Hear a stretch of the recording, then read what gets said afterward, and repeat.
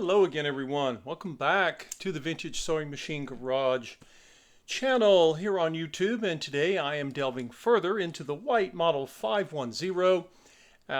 It is a white. If you haven't seen the earlier video on this, the top, which has been removed for inspection and cleaning, is it has the white name on it.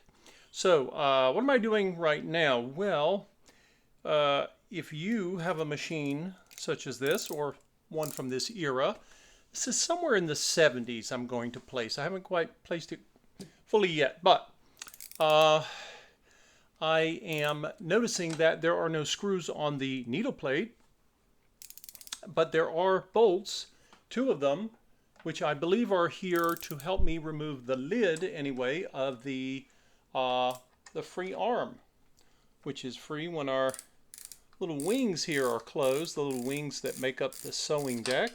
Whoops. I'll come over here.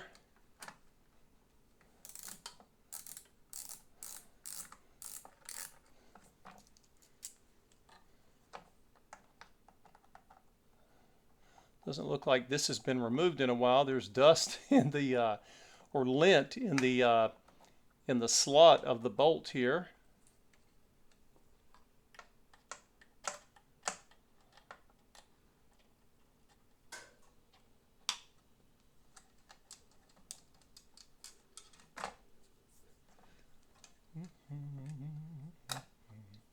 Now, when I lift up, let's see what happens. Whoops.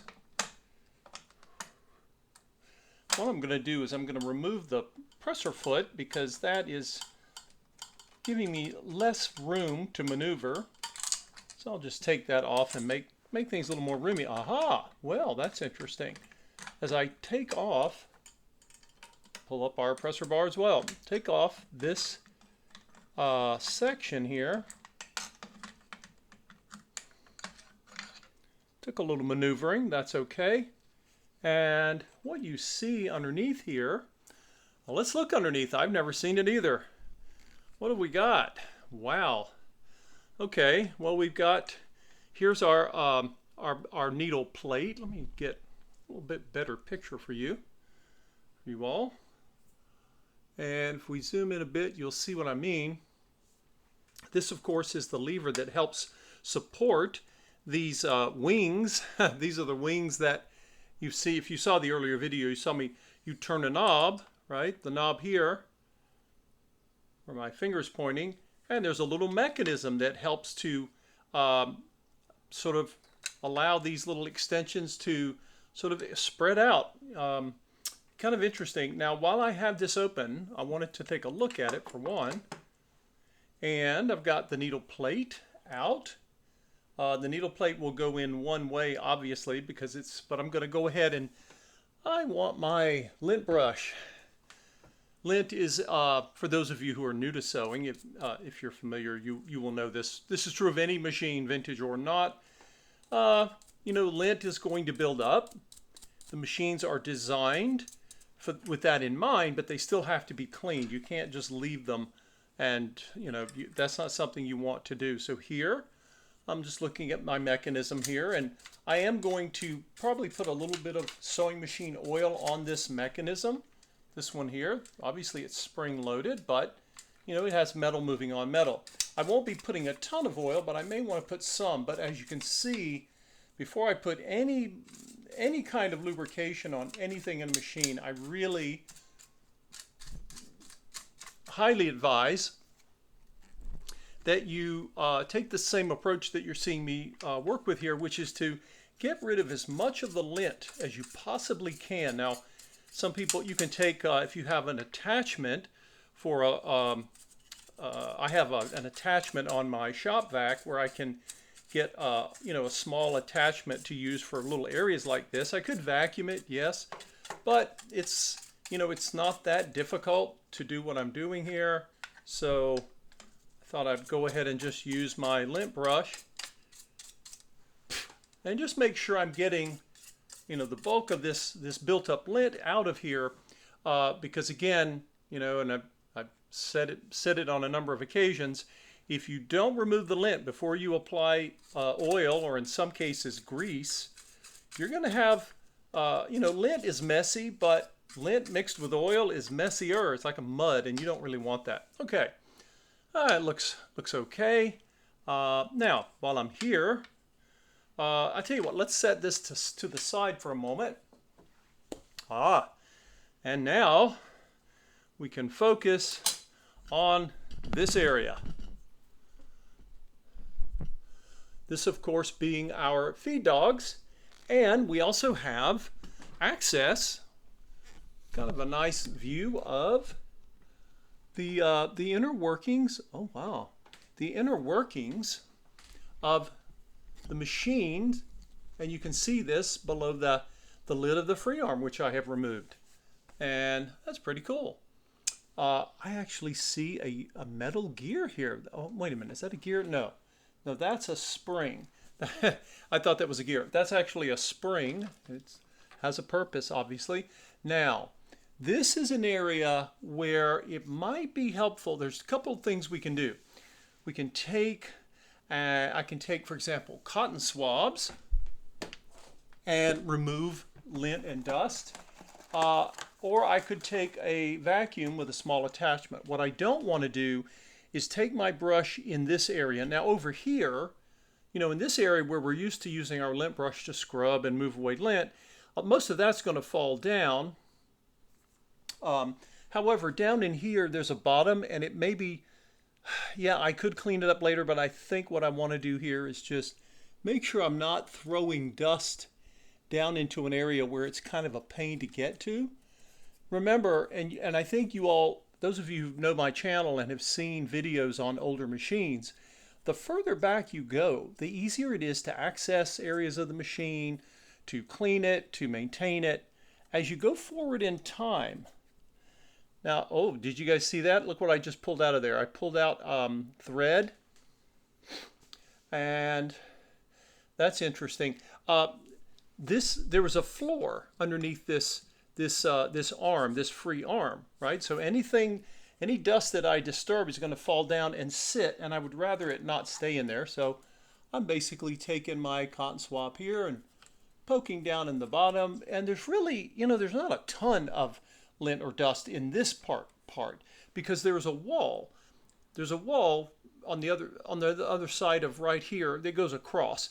Most of the lint that we're going to be worried about should be over here by the feed dogs. Of course, that's where lint is generated. And I've got this may be lint or dust that I'm pulling out of this area here.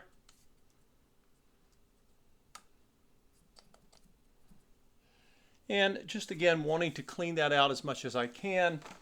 You can use, right now I'm using a dry cotton swab, and you can see the lint. It tends to get packed and built up around feed dogs. And that's not surprising, right? Because feed dogs are constantly in contact with your fabric as it feeds, thus the name. And I think it may have been called feed dog due to the, it tends to want to grip and pull like a dog would on a toy as it helps move your fabric. Now there was something I wanted to see here. Okay. You can get a tool or a very narrow screwdriver. It's up to you. But there are slots in your feed dogs. And you'll notice by the 70s, maybe even before then, we're look, we've got 1, 2, 3, 4. We have more rows of dog teeth, feed dog teeth. So what am I getting here? I'm getting little dust bunnies of lint that get trapped in these slots. So your feed dogs, you have all the little teeth here. But then you've got these slots, and lint gets packed down in them. I've seen this happen on machines of any age, really, and that's part of the area that you want to clean. So you want to take something narrow and kind of just pull it through, and again, this is something you don't need a cleaner, you don't need a liquid for, you just need to move it. It should come out. Sometimes you'll notice it's more packed than in other areas, and I'm just catching it. I'm catching it with the cotton swab. If I didn't, it would just fall, and I'd have more to clean up underneath. So you're gonna need to get a hold of it one way or the other. All right, let's see what we got here. Again, all, wow, is that a piece of thread? There's something there. Oh, wow. Yep. Wow. Okay. So we've got little thread tails, and I don't know if they're loose or if they're stuck. Wow, this one is. Look at that. So this again is a good reason. This is why it's good to inspect and clean your machine before you try to use it. Now, what I'm going to do is I've got my right hand on the hand wheel. I'm going to wiggle. You can see I'm turning the hand wheel, which is helping me. If you have a piece of thread, this is obviously going to potentially create a thread jam. I'm pulling it. Look, it's coming with me. If the thread fights you, you can turn your hand wheel, and if it doesn't help, you can turn it the other direction. And wow, look at that. So we just prevented, that's a pretty long piece of thread that got caught. Some sewing machine designs are more prone to this than others. And it doesn't mean that they were poorly designed. You know, it just, sometimes when you start adding features, you have to give up some things, and sometimes it's something like that. So again, I'm just coming in here. I want to remove, because this area is sealed, I don't think all the stuff you see me pulling out here, I don't think it's just common house dust. What I think is that it is, I think it's lint that found its way in here. So we just want to get that out of there as easily as possible. So I think our feed dogs are okay. Now let's come over here. We've got, and don't forget, there's a mechanism. You know, I showed you the mechanism on the over here on the deck side that I removed, the sewing deck. But of course, it also plays with yet another another set of pieces. There are springs. There's a lot of spring action going on here to help to make all this happen, which is really fascinating. I've not seen a machine do this before, but of course I've never seen the white 510. If you haven't either, we'll discover it together. All right. Well, there we go. Another thread. Wow, that's 3 pieces of thread and counting. I have the little blue one there that I saw in the earlier video. I've got it out. All right, I'll go ahead and grab what I can see here.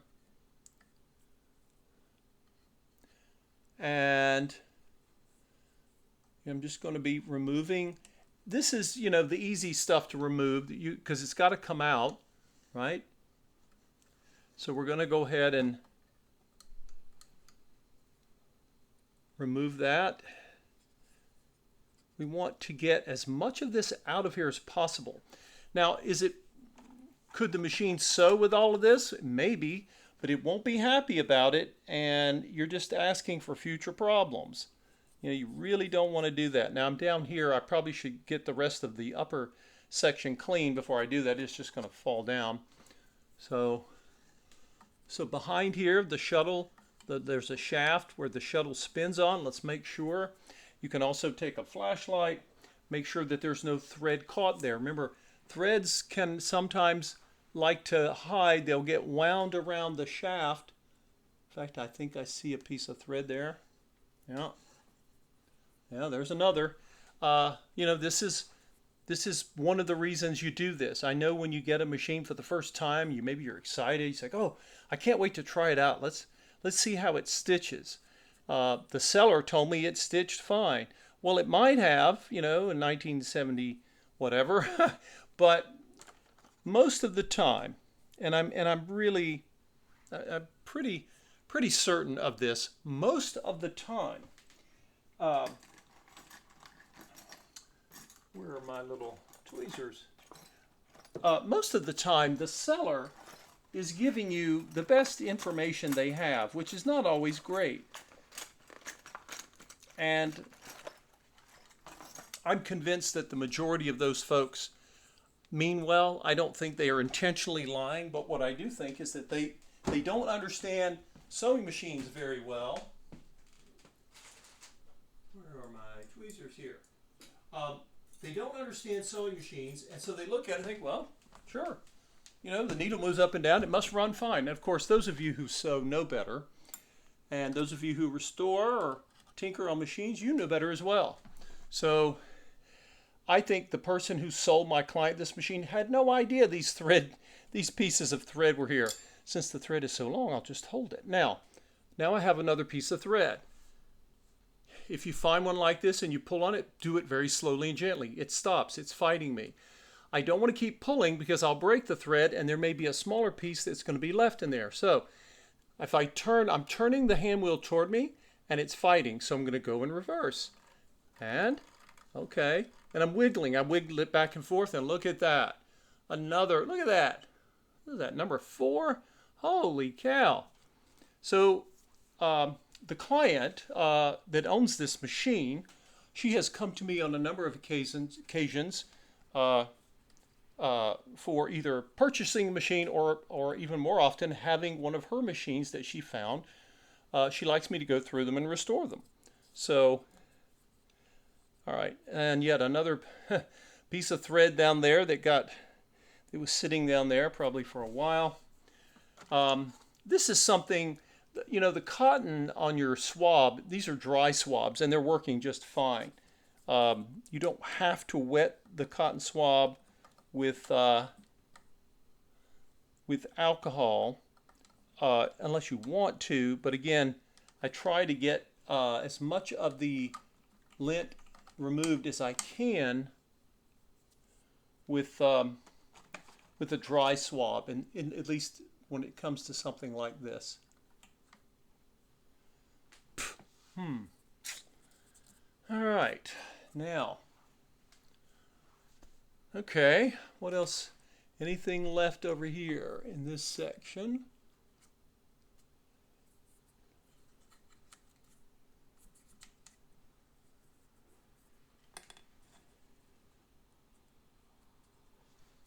And you know, it's very possible that this section of this machine has never been opened since it was sold, since it was new. You know, for many people, they might take it to the sewing dealer and say, hey, can you check my machine out? A lot of people never did. They just used it and maybe they cleaned it.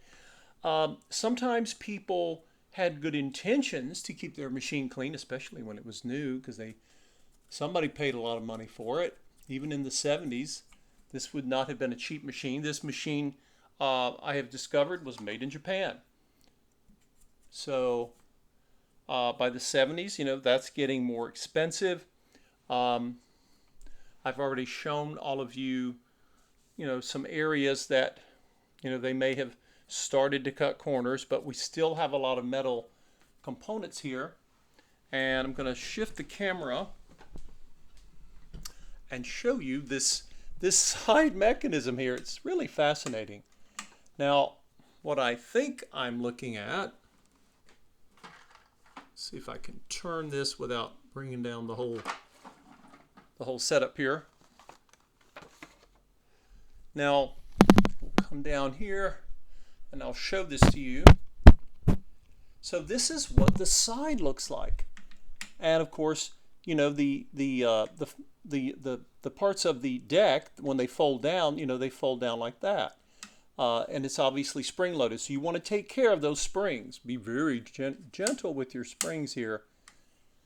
And it's interesting the way, and I noticed that this spring is working, but it's also fighting something. And I think it's fighting, I don't know if it's I don't really see any thread or lint here. What I am seeing is something that hasn't gotten oil probably since it left the factory.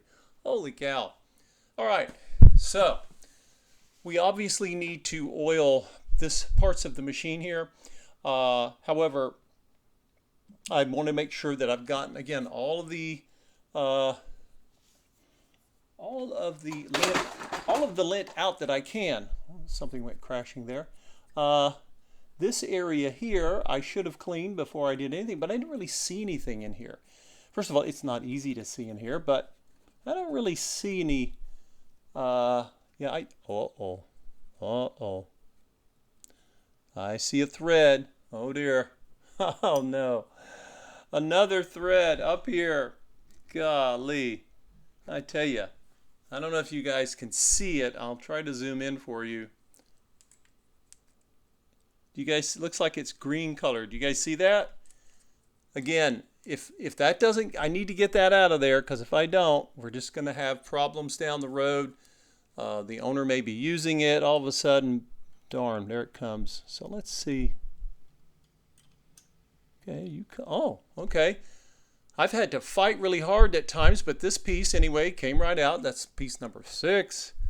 Oh boy. Tell you what, these... Yeah, this section here doesn't really have any lint buildup to speak of, really. I don't see any.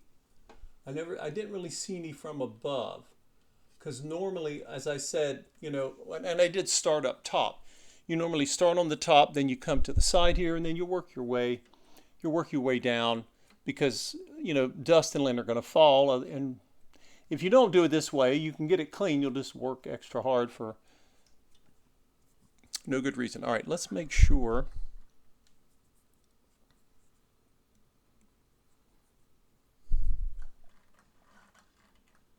Make sure we're getting all of this. There's something, I don't know if it's oil. It looks like lint that is sitting.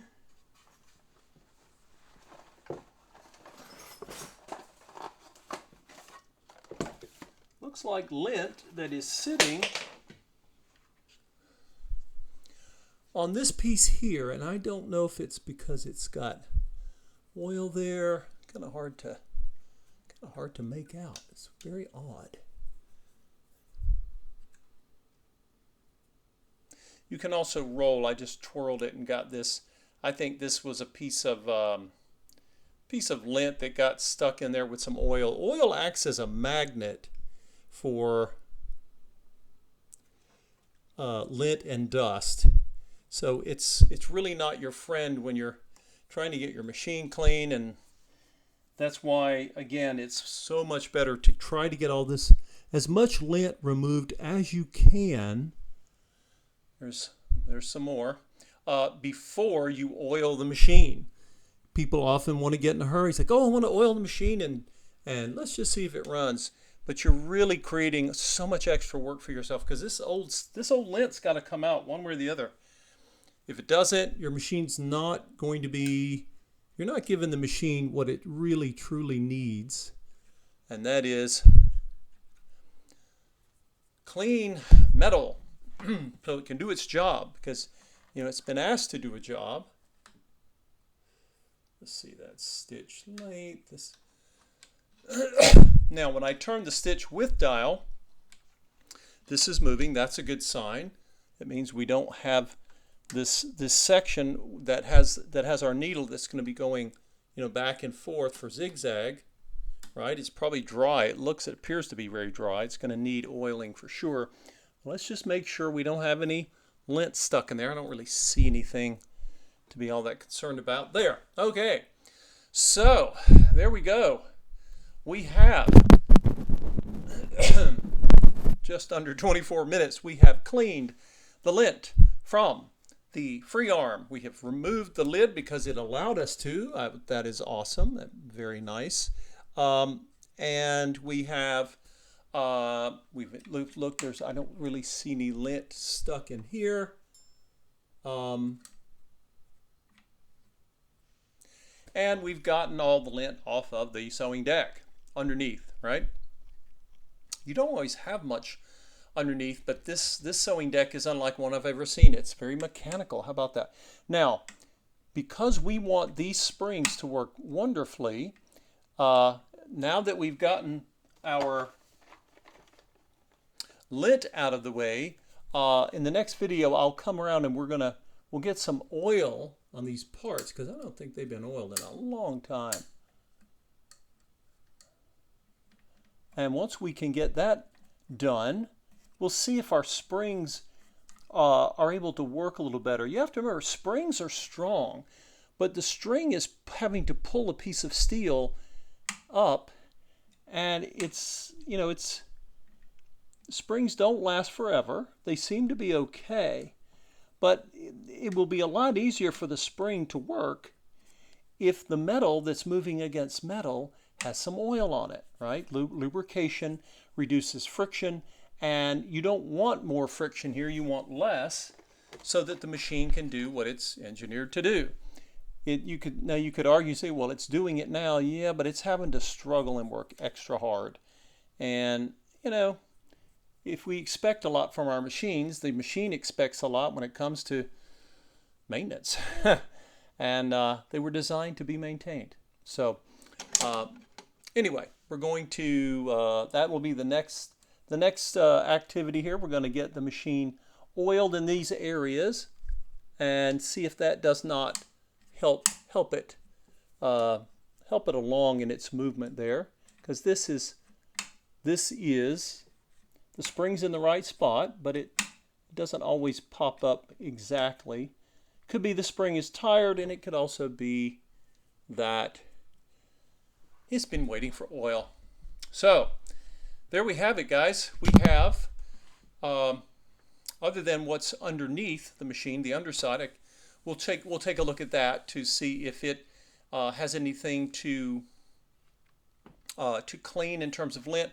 However, notice that the way this machine is designed, there shouldn't be very much under there, because it the machine has it has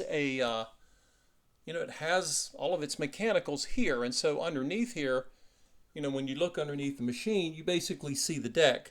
There is a small section that gives you access to the motor over here, so there's really nothing under here to clean other than this surface here. We'll take a rag and get that cleaned, and in the next video we'll see if we can't start oiling, lubricating the white Model 510 with the expanding gull wing style sewing deck. How about that? If any of you have a white Model 510 or something similar, or if you have a machine that has expanding deck lids like this one, or maybe you just have some other machine you want to talk about, it's all good. Feel free to put your comments there, and we will see you in the next video as we try to get this machine lubricated and woken up. Thank you all for watching. We'll see you next time.